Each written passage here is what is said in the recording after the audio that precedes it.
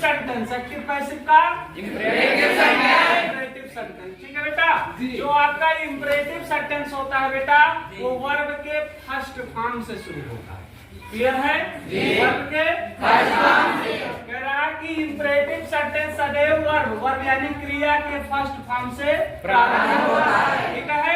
और इसका जब निगेटिव, जब इंपरेटिव में निगेटिव बनाएंगे बेटा तो ये डू नॉट से प्रारंभ होगा। ठीक है?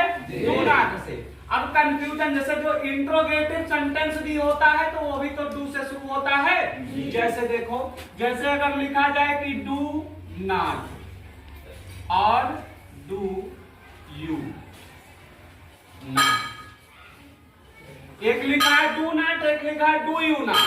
ठीक है बेटा? तो यहाँ देखो, जब इंट्रोगेटिव, अगर इंट्रोगेटिव होगा ना तो वह डू के बाद सब्जेक्ट मिलेगा, डू के बाद सब्जेक्ट मिलेगा इंट्रोगेटिव। क्लियर है? अगर वो इंपरेटिव होगा तो बीच में सब्जेक्ट आपको नहीं मिलेगा, सीधा डू और नॉट दोनों साथ में आएंगे। ठीक है बच्चा? और अगर वो इंट्रोगेटिव होगा तो डू के बाद आपको सब्जेक्ट मिलेगा, फिर नॉट मिलेगा। क्लियर है? तो चलो इसको छोड़ते हैं और आगे देखते हैं। तो इंपरेटिव सेंटेंस सदैव क्या होता है? क्रिया के वर्ब के फर्स्ट फॉर्म से प्रारंभ होता है बेटा। और इसका निगेटिव में इंपरेटिव के निगेटिव सेंटेंस में बेटा ये डू नॉट से प्रारंभ होता है। इसमें तीन प्रकार के भाव आते हैं। पहला आता है बेटा आदेश का भाव। ठीक है? जिसको अंग्रेजी में कमांड या आर्डर बोला जाता है। क्लियर? तो पहला भाव कौन सा है? आदेश का भाव है, इसको इंग्लिश में कमांड या ऑर्डर। अगर आदेश का भाव आता है तो पैसिव बनाने के लिए हम क्या लिख देंगे? You are ordered to, you are ordered to लिख देते हैं। कब? जब आदेश का भाव आएगा या कमांड का भाव आएगा। ठीक है बेटा? दूसरा आता है विनती का भाव। ठीक है? विनती का भाव, जिसको इंग्लिश में क्या बोलते हैं? रिक्वेस्ट बोला जाता है। क्लियर है बेटा? जब विनती का भाव आएगा तब आपको लिखना पड़ेगा you are requested to, you are requested to. ठीक है? तीसरा भाव आपका आता है बेटा सलाह का। ठीक है? किसका भाव? सलाह, जिसको इंग्लिश में बोलते हैं एडवाइस। ठीक है बेटा? और इसको लिखा जाएगा यू आर एडवाइज टू। अब सी मत लिखना, यहाँ पर जब ईडी लगेगा तो ये यस ईडी हो जाएगा, क्योंकि ये एडवाइज आपका नाउन है और यहाँ पर आ रहा है तो ये वर्ब बन रहा है। ठीक है बेटा? और जब वर्ब बनेगा तो सी ईडी ना होगा, ये यस ईडी हो जाएगा। इस बात को ध्यान में रखना। क्लियर है बेटा? तो इसमें तीन प्रकार के भाव आते हैं। पहला आता है आदेश का भाव, कमांड या ऑर्डर। दूसरा आता है विनती का भाव, जिसको इंग्लिश में रिक्वेस्ट कहते हैं। और तीसरा कौन सा आता है? सलाह। सलाह का भाव आता है, जिसको एडवाइस बोला जाता है। ठीक है? यहाँ नोट लिखा है कि दी गई वर्ब, जो भी इसमें वर्ब आएगा बेटा उसके फॉर्म में कोई परिवर्तन नहीं किया। जैसे अभी तक एक्टिव पैसिव बना रहे थे ना, तो वर्ब का कोई भी फॉर्म होता था, हम लोग कौन सा फॉर्म लगाते थे?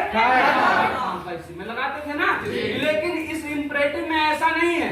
इसमें अगर वर्ब का फर्स्ट फॉर्म से ही आएगा और वही वर्ब का फर्स्ट फॉर्म लिखा जाएगा, उसमें परिवर्तन नहीं करना। ठीक है?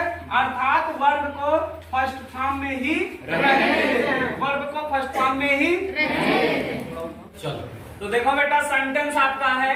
पहला सेंटेंस है कि ओपन योर बुक, दूसरा है प्लीज शट द डोर, और तीसरा है वॉक हियर। ठीक है बेटा?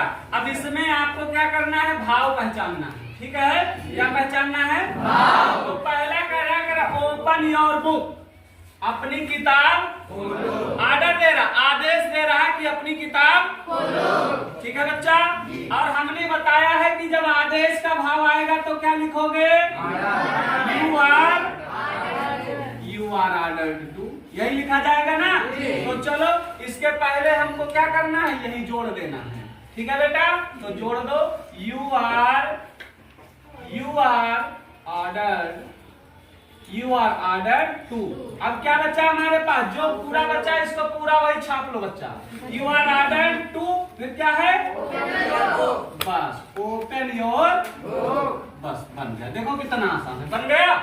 चलो दूसरा, जहां पर याद रखो बेटा, जिस सेंटेंस में प्लीज या काइंडली, क्या प्लीज या काइंडली शब्द लग गया है ना, आपका किस में जाएगा?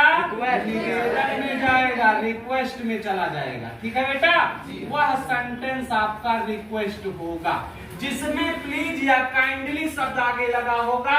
वह सेंटेंस आपका रिक्वेस्ट ही होगा, विनती ही होगा, उसमें निवेदन ही होगा। ठीक है, निवेदन या विनती ही होता है, निवेदन या विनती ही होगा। और पैसिव वॉइस बनाते समय इस प्लीज और काइंडली शब्द को हटा देंगे। ठीक है बेटा, प्लीज और काइंडली शब्द को हटा देंगे। तो चलिए अब रिक्वेस्ट का भाव आ गया तो हमको जोड़ना है you are requested to, you are requested to जोड़ना है तो जोड़ लेते हैं यू आर रिक्वेस्टेड टू बेटा। तो प्लीज और काइंडली शब्द हट जाएगा और उससे पहले जोड़ा जाएगा यू आर रिक्वेस्टेड टू। और ये जो प्लीज और काइंडली शब्द है उसको हम क्या करेंगे? हटा देंगे। बाकी जो बचा पूरा छाप लो, सट द। ठीक है, तीसरा करें वाक केयरफुली, इसका मतलब है सावधानी से चले। ठीक है, सावधानी से चले। वाक केयरफुली का मतलब है सावधानी से चले। तो इसमें देखो क्या कर रहा है बेटा, सलाह दिया जा रहा है आपको कि सावधानी से चलो, रास्ते में कहीं कुत्ते के ऊपर न गिर पड़ो, हैं? कुत्ता तुम्हें काट ले या तुम कुत्ते को काट लो कहीं रास्ते में, एक ठोकर लग जाए, आगे कुल दांत टूट जाए तो सकते अगले दिन खड़ा हो जाओ भैया। ठीक है, तो कह रहा है कि वाक केयरफुली, सावधानी से चले। और इसमें आपको क्या दिया जा रहा है बेटा? सलाह दिया जा रहा है। तो हमने बताया है कि अगर सलाह दे रहा है तो उसमें क्या लिखोगे बेटा? You are advise to, you are advise to. यहाँ पर सीडी नहीं होगा, यह सीडी होगा, ध्यान रखना इस बात को। तो चलिए हम लोग लगा देते हैं यू आर एडवाइज्ड टू। और क्या बचा? पूरा छाप लो। ठीक है बच्चा, तो समझ में आया?